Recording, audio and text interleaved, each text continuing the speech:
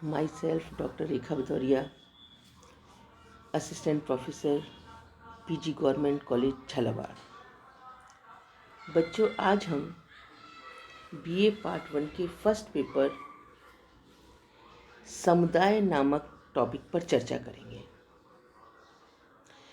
वैसे तो साधारण बोलचाल की भाषा में समुदाय जो है बहुत ही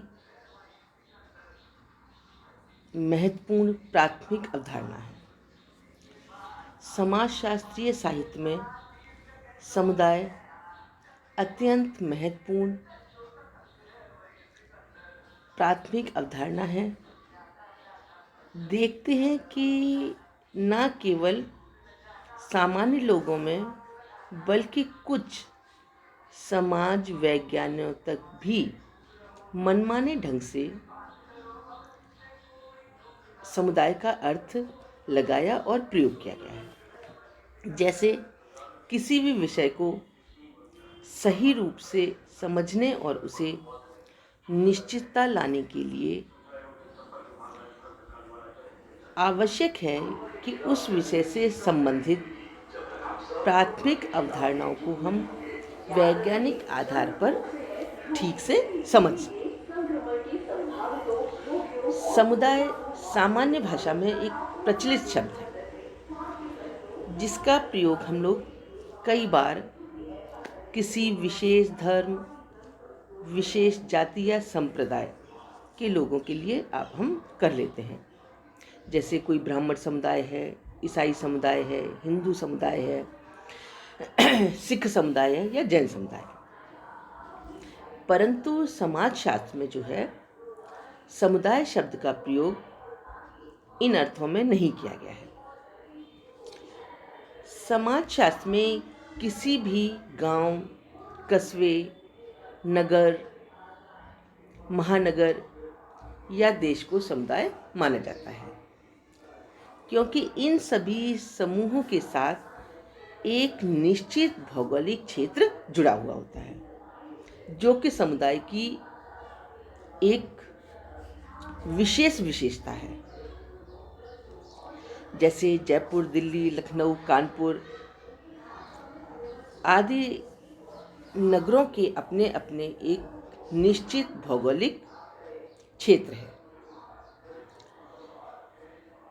निश्चित क्षेत्र में कई व्यक्तियों का एक समूह सामान्यतः स्थायी रूप से निवास करता है, जिसे हम समुदाय कहते हैं। समुदाय एक विक्षेत्रीय अवधारणा है, क्योंकि समुदाय में कुछ लोग निवास करते हैं तथा वो कुछ समय के लिए नहीं रहते, बल्कि अपना संपूर्ण जीवन वहीं पर जीते हैं और अपने सामान्य सभी उद्देश्यों की पूर्ति के लिए, अपनी सारी आवश्यकताओं की पूर्ति के लिए समुदाय अपने आप में आत्मनिर्भर होते हैं।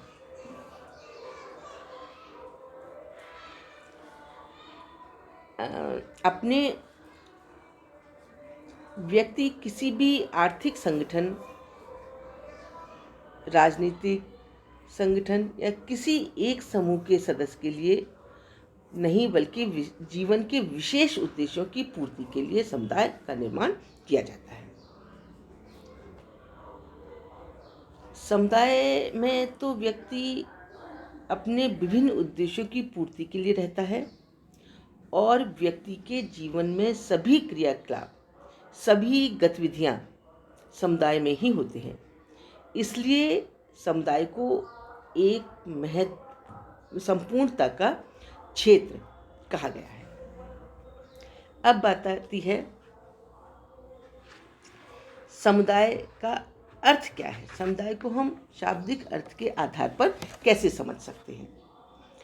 तो यदि हम समुदाय का शाब्दिक दृष्टि से समुदाय के अर्थ पर विचार करें तो हम देखते हैं कि अंग्रेजी का जो कम्युनिटी शब्द है वो लैटिन के 2 शब्दों से मिलकर बना है। एक शब्द है कम तथा दूसरा म्यूनिस। कम शब्द का अर्थ है टुगेदर अर्थात एक साथ, और म्यूनिस का अर्थ है सर्विंग अथवा सेवा। तो इन शब्दों के आधार पर समुदाय का जो तात्पर्य बनता है वो साथ साथ मिलकर सेवा करने से है। दूसरे शब्दों में हम देख सकते हैं समुदाय का अर्थ व्यक्तियों का एक ऐसा समूह है जो निश्चित भूभाग पर साथ साथ रहते हैं और वे किसी एक उद्देश्य की पूर्ति के लिए नहीं बल्कि जीवन के सभी सामान्य उद्देश्यों की पूर्ति के लिए एक साथ रहते हैं। उनका संपूर्ण जीवन जो है वो सामान्यतः यहीं पर व्यतीत होता है। अब हम बात करते हैं समुदाय की परिभाषा।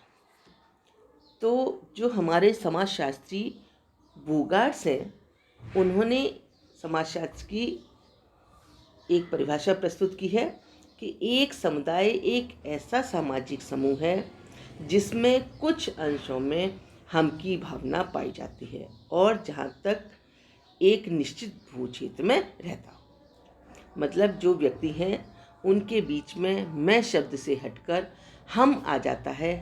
जैसे हम सब एक हैं, हम सब एक देश के वासी हैं, है ना, वहाँ पे हम की भावना उत्पन्न हो जाती है और वो एक निश्चित भौगोलिक क्षेत्र में जो निवास करते हैं वो सब एक साथ रहते और अपनी आवश्यकताओं की पूर्ति करते हैं।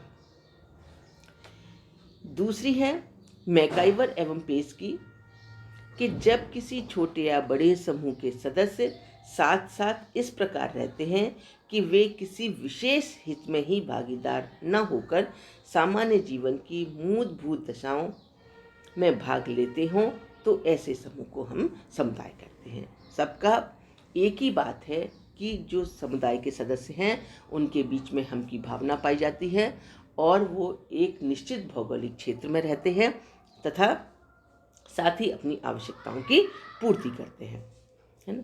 तो अतः हम देखते हैं कि समुदाय सामान्य जीवन में भागीदारी लोगों का एक ऐसा समूह है जो किसी निश्चित भौगोलिक क्षेत्र में निवास करता है और जिसमें उनके बीच में एक सामुदायिक भावना पाई जाती है। वो एक समूह से जुड़े होते हैं और सुख दुख में एक दूसरे का साथ देते हैं, एक दूसरे की आवश्यकताओं की पूर्ति के लिए सहायता करते हैं और उनके बीच में हम की भावना पाई जाती है। और सबसे मूल बात है कि वो एक निश्चित भौगोलिक क्षेत्र में निवास करते हैं।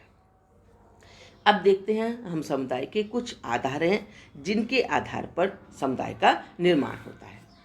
तो जो समुदाय के आधार हैं उनमें सबसे एक निश्चित है कि सबसे पहले एक व्यक्तियों का समूह होना चाहिए। नंबर एक, जब तक व्यक्तियों का समूह नहीं होगा तब तक किसी समुदाय का निर्माण नहीं हो सकता।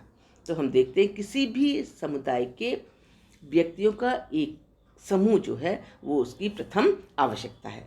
व्यक्तियों के बीच ना तो सामान्य सामाजिक जीवन की कल्पना की जा सकती है और ना ही किसी सामुदायिक भावना की, कि व्यक्तियों का समूह नहीं है, कुछ व्यक्ति अलग अलग अपने आपस में रहते हैं, तो उनके बीच में कोई भी हम की भावना जागृत नहीं होगी और उनके बीच में कोई भी सामान्य जीवन की कल्पना नहीं होगी। तो व्यक्तियों का समूह समुदाय के लिए सबसे पहली आवश्यकता है, सबसे पहला आधार है कि सबसे पहले व्यक्तियों का एक समूह होगा, उसके बाद में उनके बीच में हम की भावना पनपेगी। दूसरा है आपका एक निश्चित भौगोलिक क्षेत्र, कि प्रत्येक समुदाय के लिए एक निश्चित भौगोलिक क्षेत्र का होना भी उतना ही आवश्यक है जितना कि व्यक्तियों का समूह। जब एक व्यक्तियों का समूह एक निश्चित भौगोलिक क्षेत्र में निवास करेगा तो उनके बीच में हम की भावना होगी और अगर कोई समूह निश्चित भौगोलिक क्षेत्र में निवास नहीं करता है तो वह समुदाय नहीं कहा जा सकता। जैसे किसी गांव, नगर या राष्ट्र को हम इसलिए समुदाय कहते हैं क्योंकि उनकी एक निश्चित सीमा होती है, उनका एक निश्चित भौगोलिक क्षेत्र होता है। एक क्षेत्र में लंबे समय तक साथ साथ रहने पर उनका जीवन की सामान्य गतिविधियों में वो भाग लेते हैं और लोगों में अपनत्व की भावना देखी जाती है और इस समूह में उनका अपना समूह समझते हैं और विशेष भौगोलिक क्षेत्र में एक दूसरे के निकट रहने के कारण दोनों सब लोगों की अंतःक्रिया की मात्रा भी बढ़ती जाती है। वो सब एक दूसरे के साथ सुख दुख में इकट्ठे रहते हैं और अपने भाईचारा का संबंध निभाते हैं। तीसरी जो है वो है सामुदायिक भावना, कि इस क्षेत्र में हम की भावना के नाम से पुकारते हैं और समुदाय के निर्माण के लिए व्यक्तियों का जो एक समूह तथा निश्चित भौगोलिक क्षेत्र के अलावा उनके बीच में सामुदायिक भावना होना भी अत्यंत आवश्यक है। कि सामुदायिक भावना है हम सब एक हैं, मतलब हम जितने भी इस समुदाय के निवासी हैं वो सब हम कैसे हैं, एक हैं। यह समुदाय हमारा है, यह अन्य समुदायों से भिन्न है, इसके सुख दुख में हम सभी समान रूप से भागीदारी हैं। हम सब दृढ़ता के सूत्र में बंधे हुए हैं। ये सब जो है सामान्य हमारी सामुदायिक भावना जब हमारे अंदर उत्पन्न हो जाती है तो एक समुदाय का निर्माण हो जाता है। सामान्यतः प्रत्येक समुदाय अन्य समुदाय के संदर्भ में एक संगठित इकाई के रूप में कार्य करता है। जब किसी निश्चित भौगोलिक क्षेत्र में निवास करते वालों के में से एक सामुदायिक भावना पनपती है तो उसे हम समुदाय नहीं कह सकते। अगर समुदाय उनके बीच में सामुदायिक भावना नहीं है तो वो एक समुदाय के लोग नहीं हैं। उनके लंबे समय के साथ साथ रहते हैं, साथ साथ कार्य करते हैं और एक दूसरे के सुख में भाग लेते हैं, जो सामूहिक हितों के प्रति जागरूक रहते हैं और आवश्यकता पड़ने पर वे सब अपने समुदाय के लिए बड़े से बड़ा त्याग करने के लिए तैयार होते हैं। ये होती है हम की भावना या सामुदायिक भावना। जब हम साथ साथ रहते हैं तो स्वाभाविक तौर पर ये भावना अपने आप उत्पन्न हो जाती है। हम एक दूसरे के सुख दुख में भागीदार हो जाते हैं और ये एक बड़े समूह का निर्माण करते हैं। तो बच्चों, हम देखते हैं कि जहाँ पर कुछ व्यक्ति एक समूह के रूप में साथ रहते हैं, लंबे समय तक रहते हैं, वो किसी एक विशेष की उद्देश्य की पूर्ति के लिए ना अपने सामान्य जीवन की सारी उद्देश्यों की पूर्ति के लिए रहते, एक ही समूह के सदस्य रहते हैं और एक निश्चित भौगोलिक क्षेत्र में रहते हैं और उनके बीच में हम की भावना पाई जाती है। वो मैं से हटकर हम पर आ जाते हैं। सुख भी हमारा है, दुख भी हमारा है और हम आवश्यकता पड़ने पर बड़ा त्याग अपने समुदाय के लिए करने को तैयार रहते हैं। तब हम देखते हैं कि एक समुदाय का निर्माण यहाँ पर हुआ है। धन्यवाद।